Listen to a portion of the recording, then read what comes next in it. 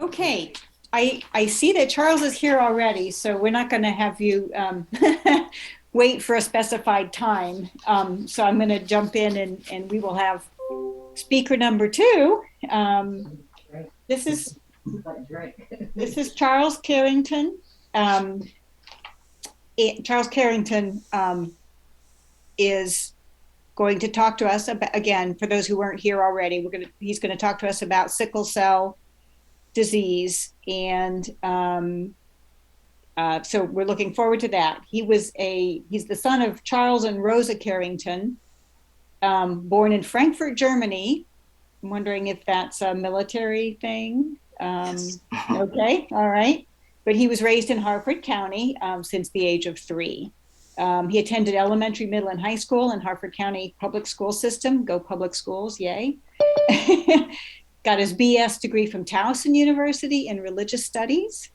And upon completion of his undergraduate studies, he went on to Howard University doing a Master's of Arts degree in religious studies. Um, while he was in the graduate program, he was inducted into the National Honor Society. Currently, he's working as a program assistant at the Child Development Center on Aberdeen Proving Ground. His hobbies are reading about different kinds of religion, being proactive in maintaining good health, to be physically fit, and traveling. And he has traveled to Jordan and to South Africa. Charles has faced many challenges in his life, but he has persevered. At the age of 4 months, he was diagnosed with sickle cell anemia. He has been on life support 2 times. I'm sure you'll shed a little more light on that one, Charles. Yes, ma'am. Uh, these challenges taught him to be a fighter for life. Life experiences have taught him to be a loving and compassionate person. His life can be summed up by using his favorite scripture, Romans 8:37. Nay, in all these things we are more than conquerors through him who loved us. And go to the biblical scripture there, Charles. I'm all for that. Thank you. Thank you. So thank Oh, you for being here, and thank you for all of your other friends here for being here as well. So okay. Thank you all for having me. So, good evening. Um, I just had to say thank you for allowing me the opportunity to come before you all this Thursday evening to speak. I know people are busy and have other things you could be doing, but the fact that you are here right now in this space and allow me to share a piece of myself, which I rarely do, I'm truly grateful for, and I don't take this for granted. So once again, my name is Charles Carrington. I have to begin with I am alive, I am well, I am full of life, I have weathered the storms, I have survived, I have lived to see this day, one that was not promised. And I say that because at birth, I was diagnosed with an illness, as was told, sickle cell anemia. Doctors told my parents that I would not live to see 12 years old. I am not a parent. I'm sure a lot of you are on here, but I could not imagine hearing those words and that life expectancy from my child. You know, the hurt, the anguish, the hopelessness. But here I am. And in September of this year, I will turn the bit 40, 40. That's almost 3 times, that's more than 3 times the age that doctor said I was going to live till. So that's not saying I did not have setbacks. I had some close calls, near death experiences. I personally met the Grim Reaper on a few occasions. At this point, we're acquaintances. But I have to reiterate I am still here, living with, surviving with, and thriving through with sickle cell anemia. So, for those of you that may not know, sickle cell anemia is a disease that affects about 100,000 people here in America. It affects millions worldwide. Basically, sickle cell is my life partner. It has been with me since birth. It is a disease that is hereditary. It is passed down from parent to child. It's not contagious. You can't catch it from me. Honestly, when you look at me, you wouldn't think I had the illness. And I'm grateful I do not look or act like what I've been through. So, sickle cell anemia is a disease that affects the red blood cell. When you realize how important the red blood cell is and the impact it has on the body, you gain a whole appreciation for life and every breath you take. So one of the main jobs of the red blood cell is to carry oxygen to every part of the body, from head to toe. I'm sure most of you all know this, but blood flows everywhere throughout the body. There is not a place it does not flow. So the red blood cell is the carrier of oxygen, which makes it the carrier of breath, which makes it which means that the red blood cell carries life throughout you. So without oxygen, without breath, we can have a world of problems. Now, when it comes to sickle cell, our bodies distort the red blood cells and turn it into like a crescent moon kind of shape, which deviates from its normal circular shape. So a normal red blood cell, like I said, is natural circular shape, and it flows through the body with ease. It's able to squeeze its way and carry oxygen to wherever it needs to go. But with sickle cell, this distorted red blood cell becomes sticky, and in its new mutated shape and its texture is as it travels through the body, the red blood cells become entangled, building barriers throughout the blood vessels. So the sickle red blood cells collide and stick together, and they form walls throughout the blood cells. So when the walls are formed, that means other red blood cells can't get past and penetrate. So, so when blood flow is obstructed, that means there is no oxygen. And once again, no oxygen means no breath. And lack of oxygen to parts of the body leads to pure devastation. When this lack of blood flow happens in the body, it leads to what is called a sickle cell crisis. And the crisis is what it is. And I'm talking about it leads to excruciating pain, damage to vital organs, body parts are shut down, trouble breathing, extreme weakness. The most dire consequences is death, all because of inadequate blood flow caused by blockages of sickle cells. So I could be here all night talking about my battles with sickle cell, but I won't. But I will share one story. So let me take you back to New Year's Eve, 1990. I was 8 years old, playing in my room. My mom is downstairs cooking some collard greens and black-eyed peas. All of a sudden, she hears me scream, "Take me to the hospital now." So I was having a sickle cell crisis in that moment. And this was like, unlike any crisis I had experienced before, it was a life transforming one. This crisis found me in a hospital for 4 months, fighting for my life. During this troubled time, I suffered from acute chest syndrome, which led to my lungs collapsing. I was put on machines such as ventilators and another machine called the ECMO. These machines basically took the place of my lungs, pumping oxygen and life into me. I spent 11 days on the ECMO until finally I was taken off because I was able to breathe on my own. 2 weeks after being on the ECMO and going through recovery, I had a short stint of blindness because vessels leading to my eyes had become blocked by the sickle cells. And so basically they had to unblock them for me to see again. No part of your body is safe from sickle cell anemia. If that was not enough trauma for a lifetime, let alone an 8-year-old boy, I also suffered a stroke.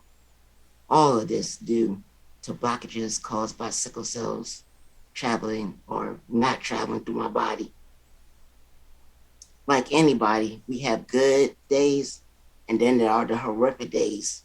So I won't even bring up to you when I was 21 and I almost had the same experience as I just described to you. Or I won't tell you that by 24, I had both of my hips replaced. I won't get into that tonight.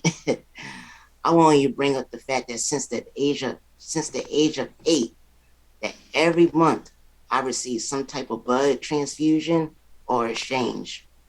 That's over 360 blood transfusions and counting in my lifetime. I actually have one tomorrow, but so I'll be at the hospital for about 4 to 5 hours. They hooked me up to a machine where they put needles in one arm and needle in the other arm. They draw out my sickle cell bloods and they put new blood into me, which helps keep me healthy. It's just part of the process that I go through. But I'm here, and through it all, there were times when I thought sickle cell would take me out, that I would not make it. When pain is overwhelming and excruciating, that you do not know what to do, what to say. You just want somebody to believe you and do something to help you. I know it's hard to believe what you can't see or you never experience, but with more safe places like this, more listening and understanding, it can get better. There have been times when living with sickle cell, I wondered if life was even worth living. Even still, through it all, you persevere and you keep going. The pain is more than physical, it's mental and emotional, draining and damaging, but you can't stop. You don't stop. If I would have let it stop me, I would not have been able to experience and accomplish what I have. Whether it's like what was described, trips to Jordan, South Africa, receiving college degrees, even after the age of 30. I always keep going because I know that every day I'm in for a battle with sickle cell. I'm in for a battle with myself. So I feel like I only had two choices: to give in or to give it all I got. So I wake up and choose the latter. So I just wanted to thank you all for allowing me into your space to share my story. If you have any questions, I'll be gladly happy to answer anything. Yeah, thank you, Charles. I do have a couple of questions. Yes, ma'am. I think that often you end up, people with this have trouble getting the pain medication that they need. And maybe that's getting worse with the whole Mhm. crackdown on dispensing opioids. Right. Oh yeah. So I know sometimes because the pain medication, that's honestly the best to help relieve the pain that we suffer from. And I know if you keep taking it, some people might perceive you as a drug seeker, like that's only what you're you're in for, but it's not. That's like the best source of pain relief. And yeah, so I know for me, I personally don't have those problems as far as getting the pain medications that I need, and I'm thankful for that. But I know some people do. So, Hi, Charles. This is Robin. My question is, with COVID, excuse me, going on, how difficult has it been to get the blood supply that you need um, to mm. maintain your health? And could you tell us about that? Oh, so for me, I honestly have not had any problems. Like every time I come go to my treatment, I've been given all the blood necessary. But I've heard other people say that there is a lack of blood shortages and that they have not received all the blood, whether it's just because people not donating, not maybe not access to the hospitals, but yeah. But for me personally, I have received all the blood that I needed. And say for instance, like I said, tomorrow, I will receive anywhere from 10 to 12 units of blood. So that's a lot of blood. and Yeah, to that's with the blood shortage going on. So that really, for a lot of people who cannot get that full dose of blood that they need, and how important blood donation is, and how do we channel the blood that was given to mhm. make sure that it goes towards sickle cell patients. Oh, It's so a blue tag in it, if I remember correctly. yes, ma'am. I know. I think Mr. Rudy might be on the call. He can explain that way better than I can, as far as blue tagging it. I don't know if you want to, but yeah, that's a method, and that's as far as the best way, as far as I know. Charles, I want to thank you for coming out and speaking with us this evening. Yes, We are a warrior. I have a cousin that suffers with sickle cell, and I've seen him in excruciating pain. It, mm-hmm. it's unbearable what you go through. So I thank you for sharing this with us. Can you tell us, are there any specific places that we could go where blood is donated specifically for sickle cell anemia? Not specifically as far as I know, but just anywhere that you could you could possibly donate blood. The Red Cross, anywhere. Just just please donate whenever you can, if you can, and tell a friend, bring a friend with you. So Thank you. Yeah, thanks. Is there some cutting edge new treatment that's on the horizon for sickle cell? I feel like a couple of years ago I heard about mm-hmm. something really new, but I don't remember the details now. Right. Man. Okay, so I know there is. You had to give me a second. It's a it's a bone marrow transplant. Is that I what it know is? Okay. I know some people are doing bone marrow transplants, and but the odds for that is trying to find an exact match. So I think the best match is usually like a full sibling. So if you don't have a full sibling, which I don't, so but there are methods for maybe a parent could give you a donation. But yeah, so there are medical advances coming, and I really hope that there's doctors working, and yeah, and that a cure is coming. So Yeah. but yes. Yeah. Liz? Oh, in the chat. Okay, gotcha. Okay, so Liz, let's see. Could you speak a little to, no, the blue tagging, I think, okay. Liz, I don't know where your other question is or statement. Other than thank you. Thank you. Is there another thing that I'm supposed to find? Sorry, Liz, I'm lost. Put something else in the chat. Hi. I think she was asking who's eligible to donate to the program. Okay, good lip reading there. Yeah.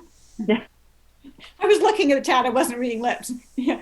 Okay, so right. So I think there's some controversy about who exactly can donate and have it be a blue tag thing. Can you answer that question? Is that the right question, Liz? Yep. Okay. Okay. I wish I was very quick to answer this. I don't want to tell you anything false, but as far as the blue tag, it's anybody that's able to donate blood. I know certain people can't because of health conditions but yeah, anybody that's able to donate blood should be able to blue tag and specify that they want a blue tag and yeah, and donate. And what does that blue tag do? Does that designate it for sickle cell anemia, the blue tag? Yes, ma'am, it does. So that's like a designation marker that you would like this to go to a sickle cell patient. I guess a couple of us have had trouble with that when we've specifically said, "Can you blue tag this?" Wow. Okay. Like it seemed like the Delmarva Blood Bank said, that couldn't be done. Maybe wow. Red Cross does it. Just a couple of us have tried and not been successful. Oh wow. Okay. Yeah, that's new to me. I never actually heard that, so I would have to look more into it. But I'm definitely gonna look more into it. And so, well, you have our email, so if you run across the answer to that question, I will. I will look into it tonight, actually. All right. Any other questions for Charles?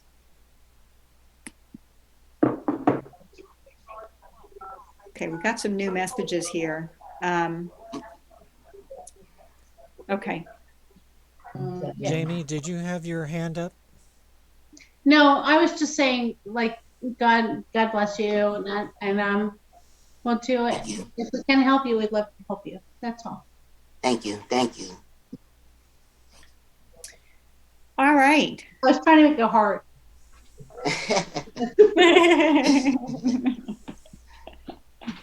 Yes. Well, best wishes for you, in the future. And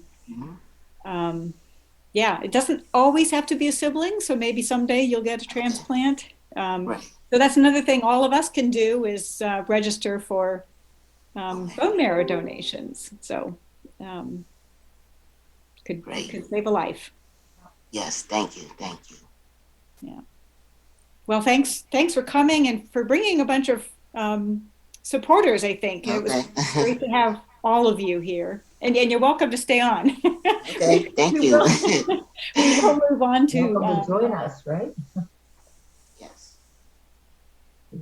We'll move on to the remainder of our business. But it's great to have you. Thank you all. Thank you. Let's all do the applause thing. All right. To everybody who's attending, I'm the corresponding secretary here. I've been the one admitting everybody into the meeting. My name is Sean Brim, and our president is Heidi Galtney, and everybody else who's here from the Cecil County Democratic Club Board. I think is their names appear on their picture. Eunice, and John Garber are here.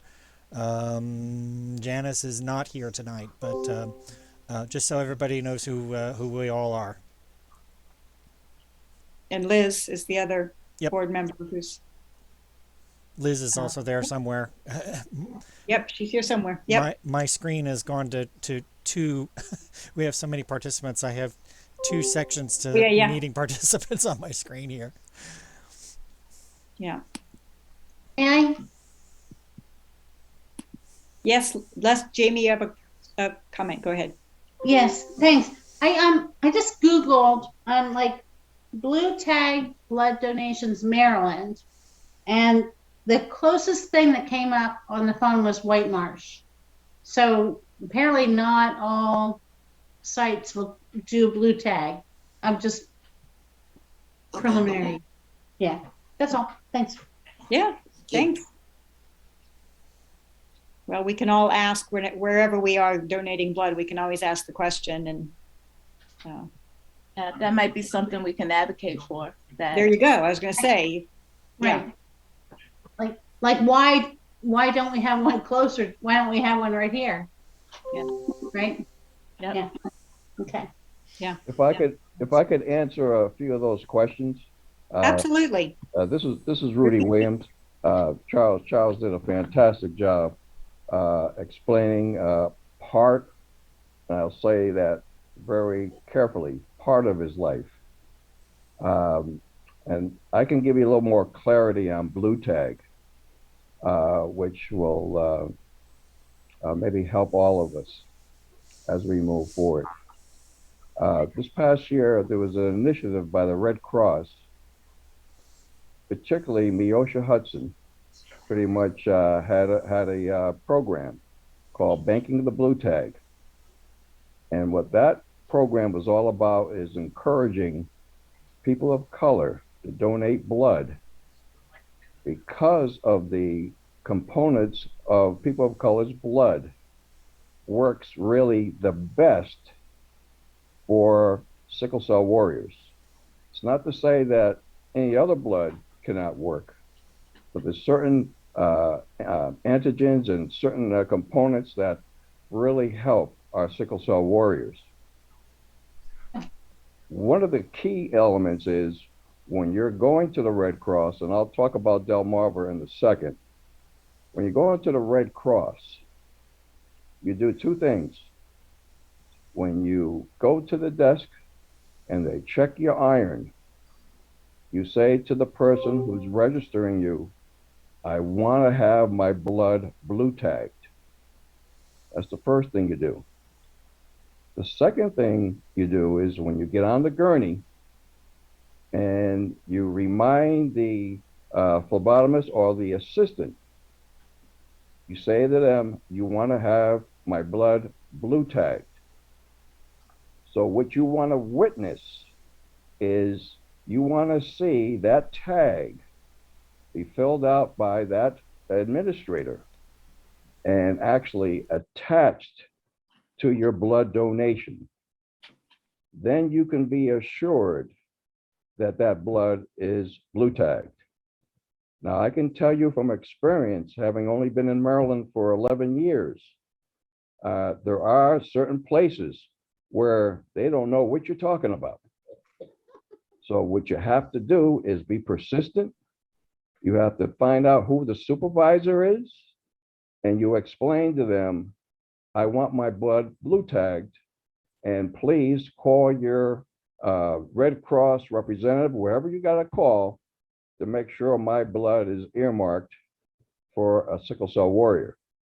Now, that doesn't mean that your blood is going to go to a sickle cell warrior, because your blood then has to go through a very stringent process to make sure that you are a match for sickle cell warriors.